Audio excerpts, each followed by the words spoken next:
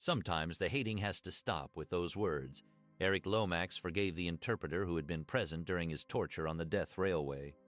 The meeting in 1993 ended decades of nightmares. He had carried the trauma for nearly 50 years. That single act of mercy released him from the prison of his past.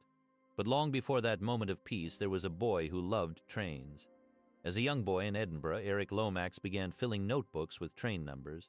He was not yet 10 years old, but the sight of a locomotive stirred something deep and permanent in him. He recorded every engine he spotted, memorized their classes, learned their timetables by heart. Those dog-eared notebooks, stuffed with the names and numbers of steam engines, were his first passport to a wider world. Years later, when that world collapsed into war and captivity, the memory of those trains would become his only thread back to sanity. When war came in September 1939, Lomax left his civil service job and enlisted in the Royal Signals. He was 20 years old, eager, and ready for whatever the army might throw at him. He had no way of knowing his childhood love of railways had prepared him for a specific kind of nightmare. The trains he had once worshipped would soon become the instruments of his captivity. The question that follows Eric Lomax across half a century is brutally simple. How does a man survive the worst that other men can do, and how does he ever find the strength to forgive? He arrived in Singapore in November 1941. A signals officer posted to the east coast of Malaya. His regiment was sent to Kuantan, a small airstrip on the coast, to hold the line against the approaching Japanese army. Japanese were better trained, better equipped, and far more experienced than the defenders of Malaya. Lomax's regiment was ordered to hold Kuantan at all costs. They were overwhelmed within days by a superior force that had already swept through the rest of the peninsula. The order came to withdraw through the dense Malayan jungle, a retreat that quickly dissolved into utter chaos. The road north was clogged with refugees and burning military vehicles. Japanese planes strafed the columns without mercy, machine-gunning men and horses alike. Lomax's unit split up in the confusion, soldiers vanishing into the thick green walls of the rainforest. He escaped the bombing but was exhausted, injured, and dangerously low on drinking water. He stumbled into the British lines at Singapore just as the final defenses were collapsing around the city. On February 15, 1942, the island fortress surrendered to the Japanese. More than 80,000 Allied troops became prisoners of war. For Eric Lomax, the war was over. The worst was still ahead of him. Japanese marched the captured British and Australian troops into Changi prison on the eastern edge of Singapore. Eric Lomax found himself inside a sprawling complex built to hold 800 men. It now held more than 50,000. The overcrowding was suffocating, the latrines overflowed, and dysentery spread through the huts like a slow poison. Men weakened quickly on the meager rice rations, and the guards doled out beatings as casually as they distributed meals. Lomax, still wearing his battered Royal Signals uniform, watched men around him slip into despair and knew he had to find a way to hold himself together. Survival in Changi meant learning a new set of skills. Lomax teamed up with Colonel Parker, a fellow officer who had taken charge of their small group, and together they scoured the prison grounds for anything edible. They picked potato leaves from the vegetable patches, chewing the bitter greens raw because cooking firewood was scarce. Lomax began to understand that the body could endure far more than he had ever imagined, and that the mind needed constant occupation to avoid collapse. He spent hours talking with other prisoners, trading stories and tips, slowly building the bonds of trust that would carry him through the years ahead. Enjoying the story? Subscribe to join us for the next one. In March 1943, after more than a year in Changi, Lomax was herded onto a steel railway wagon with scores of other prisoners. The train crawled north through the Malayan Peninsula and crossed into Thailand. After days of travel, they arrived at a place called Kanburi, a dusty camp hacked out of the jungle along the banks of the River Kwai. The Japanese needed a railway built from Thailand into Burma, a supply line through some of the most unforgiving terrain on Earth, and they needed it fast. Lomax and thousands of others were told they would build it with their bare hands. The work was relentless, from dawn until dark. Lomax swung a pickaxe against rock and hacked at the roots of the jungle, cutting a path for the rail bed through the mountains. The heat was crushing. The monsoon rains turned the ground to thick mud, and malaria and cholera swept through the camps like recurring storms. Guards beat the prisoners for resting, for coughing, for looking sideways. Lomax's body grew thin and his arms were covered in tropical ulcers that would not heal. He learned to work like a machine, to shut off his mind and focus only on the next swing of the axe. Late that summer, a small group of prisoners began meeting in secret. They had been salvaging scraps of wire and metal from the workshops, bits of old radios discarded by the Japanese. Lomax, trained as a signals officer, knew how to make a simple receiver from almost nothing. A man named Lance Thu, a quiet Australian with a gift for tinkering, managed to build the first working set from a piece of crystal and some scavenged earphones. The news that reached them through those fragile wires was more precious than food.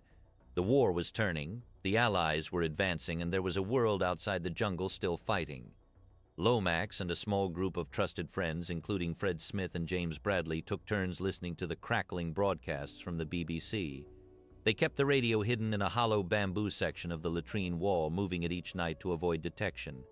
The knowledge gave them a secret strength, a sense that they were not entirely cut off from the fight. But the radio was a dangerous thing to possess.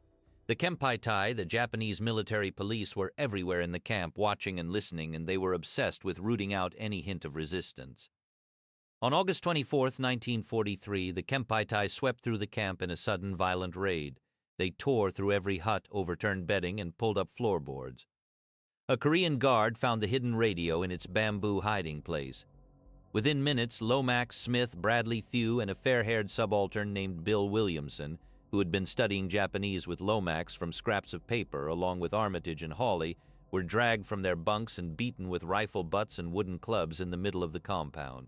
The blows came without warning and without mercy, and the prisoners were left bleeding and dazed on the dirt.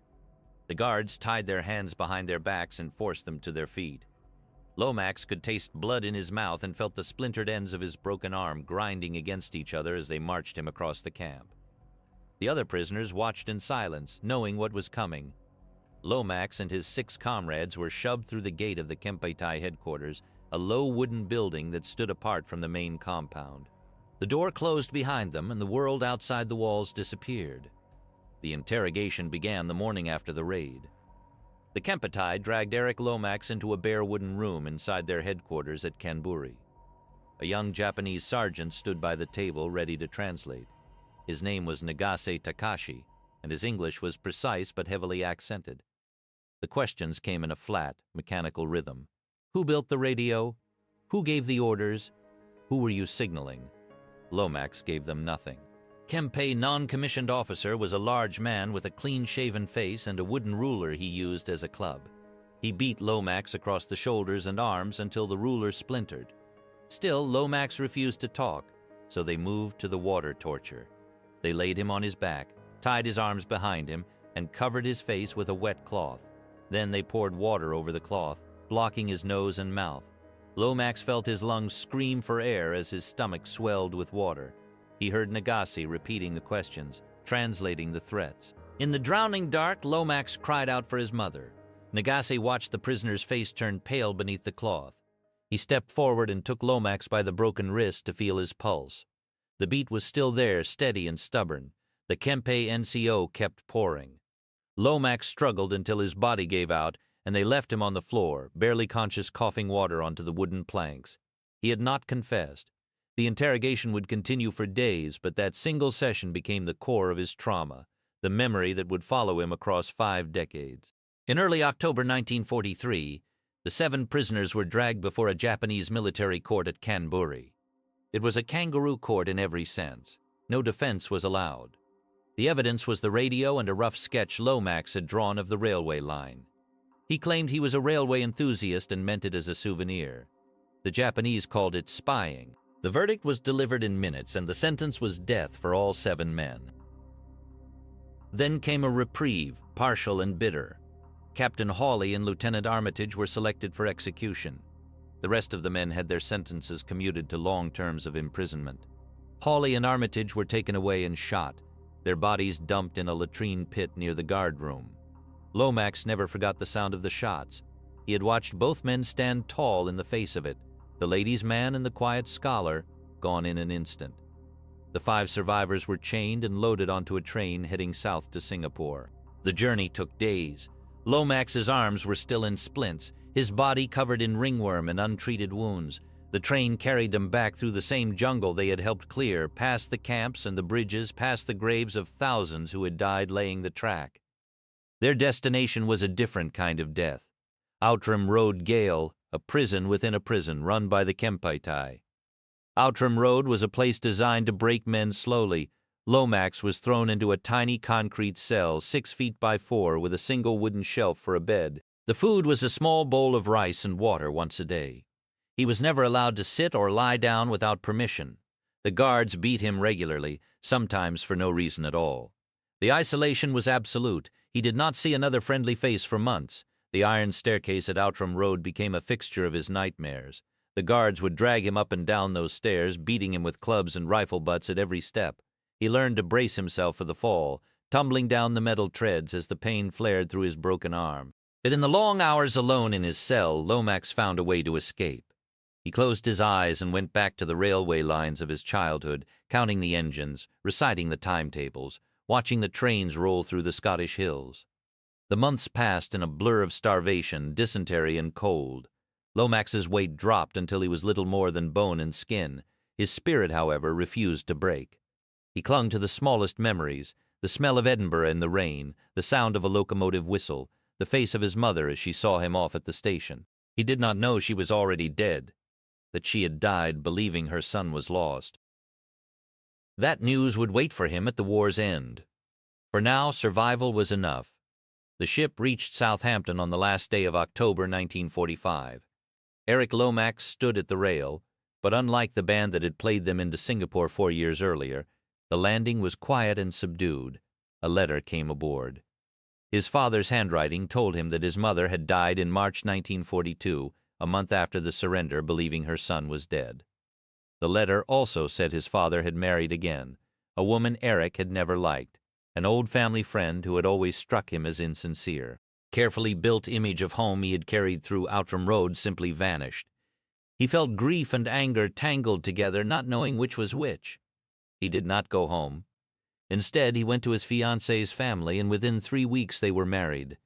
The gold wedding ring he had ordered in India was too small for her finger. They were strangers to each other, really. She had spent the war in Edinburgh, a safe city, among the quiet certainties of the chapel and her parents' friends. He had spent 6 years in another world, a world he could not describe. When he tried to talk about Kanburi, about the Kempeitai, about the iron staircase, she brushed it aside. She had had a hard time, too, she said. The waiting in lines, the air raid warnings, the difficulty of getting eggs. The nightmares began soon after. Always the same dream. He was back in Outram Road, locked in that concrete cell, no food, no water, no reason for being there, and no way out. He would wake up sweating, crying out, and she would turn over in the bed, unable to help him. The marriage that had seemed like a safe harbor after the war slowly crumbled under the weight of things Lomax could not speak about. By the late 1970s, he had been separated from his first wife for years, living a rootless existence haunted by the iron staircase that came back to him night after night. Then in June 1980, at Crewe Station in the center of England, a train cancellation changed his course forever. He boarded a Glasgow train and found himself sharing a compartment with a slim, dark-haired woman consulting a tourist atlas. Her name was Patricia Lomax, an English nurse who had lived in Canada and run an antiquarian bookshop in Montreal. By the time the train reached Glasgow 3 hours later, Lomax had invited her to lunch the next day. Their connection was immediate and deep. She returned to Canada after her holiday, but letters and long-distance calls kept them close, and soon she came to live with him in Edinburgh. For the first time in decades, Lomax had someone who sensed that the darkness inside him needed to be brought into the light. Patricia Lomax recognized that the man she loved was carrying wounds that had never been treated. She read an article about the long-term health of Far East prisoners of war and contacted the doctor who had written it. That led Lomax to the RAF hospital at Ely, where a consultant psychiatrist diagnosed him with psychic damage from wartime trauma. The real breakthrough came when Lomax wrote to the Medical Foundation for the Care of Victims of Torture in London. Its director, Helen Bamber, had worked among the survivors of Bergen-Belsen at the age of 19 and understood what it meant to listen without rushing. Sitting in her office in August 1987, Lomax felt the first easing of a burden he had carried for 44 years. Under the care of Dr. Stuart Turner, Lomax began to talk in ways he never had before. He wrote a 50-page memorandum of his experiences because speaking them aloud was still too hard. And from that document, Turner guided him into the deeper territory of what the war had done to him. For the first time, Lomax understood that his combination of stubborn passivity and silent rage was not a character flaw, but the signature of a man who had been broken and had survived. Even as Lomax began to heal, the old hunger for revenge still burned.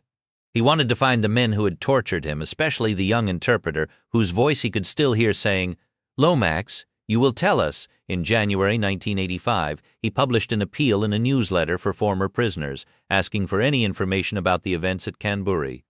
Letters came back, but none gave him what he truly sought. Then in October 1989, Lomax spent the night at the home of his old comrade James Bradley, another survivor of the radio affair.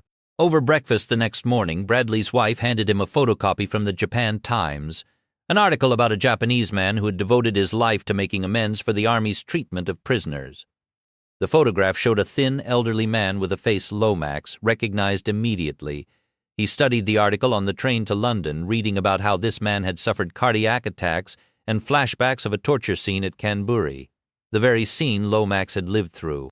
He knew with cold certainty that he had found the interpreter, the only one of his tormentors he had ever been able to name, and that this man was still alive in Japan. For 2 years, Lomax wrestled with what to do. His wife, Patricia, took the decisive step, writing directly to Nagase Takashi in the city of Kurashiki, telling him who her husband was and enclosing a photograph. The reply came within days, a letter trembling with emotion that ended with the words, "Please tell him to live long until I can see him." In April 1993, Lomax and his wife traveled to Thailand. On a hot morning beside the River Kwai Bridge, Lomax watched a small figure in a straw hat walk across the span toward him. When Nagase Takashi reached him, the man was trembling and in tears, saying over and over, "I am very, very sorry." They walked together through the sights that had shaped both their lives. Nagase asked about the railway sketch Lomax had drawn, and Lomax explained how it had been hidden in a hollow bamboo in the latrine wall. They visited the war cemetery at Chungkai, where the lines of white headstones stretched to the horizon, and Lomax said quietly to his wife, "Sometimes the hating has to stop." From Thailand they flew to Japan, where Nagase Takashi and his wife Yoshiko welcomed them as honored guests. They walked through the gardens of Kyoto, stood on the great bridges spanning the inland sea, and visited Hiroshima, laying flowers at the memorial. But the moment Lomax had been preparing for had not yet come. In a hotel room in Tokyo, with the faint noise of trains rising from the great station below, Lomax asked to see Nagase alone. He read aloud a letter he had prepared, telling the older man that although he could not forget what had happened at Canberra in 1943, he offered his total and genuine forgiveness. Nagase Takashi wept without restraint, and they sat together in the quiet room without haste, two old men who had finally come to the end of a long war. When they parted at the station the next morning, Nagase and his wife had surprised them by appearing at their train door, smiling and bowing like excited children. Lomax felt something he had not known for 50 years. The iron staircase, the cell, the sound of water being poured, these memories still existed, but their power over him had broken. He had looked into the face of his torturer and found there not a monster but a fellow man who had also been damaged by what they had shared. Eric Lomax returned to Scotland, having finally brought his story into the light, and lived his remaining years at peace. Of the men who shared his ordeal, Fred Smith passed away in 1990, while Lance Thew was awarded the British Empire Medal for his part in the radio affair. The legal aftermath of the Canberra radio affair reached its conclusion when Captain Komai and Sergeant Major Ijima were hanged at Changi for the murder of Hawley and Armitage. The men who had tortured Lomax personally had vanished into the post-war chaos. Helen Bamber continued her relentless work at the Medical Foundation, a beacon for countless others who had known cruelty. Nagase Takashi continued his work of reconciliation beside the River Kwai, and the two men remained in contact as friends. Their reconciliation proved that even the deepest hatred can be undone by the simple choice to look another human being in the eyes and stop fighting. If you have your own family stories from the war in the Far East or memories of veterans who lived through the camps, we would be grateful if you shared them in the comments below. Please subscribe to the channel and give this video a like to support our work, bringing these stories to light. Thank you for listening, and for remembering.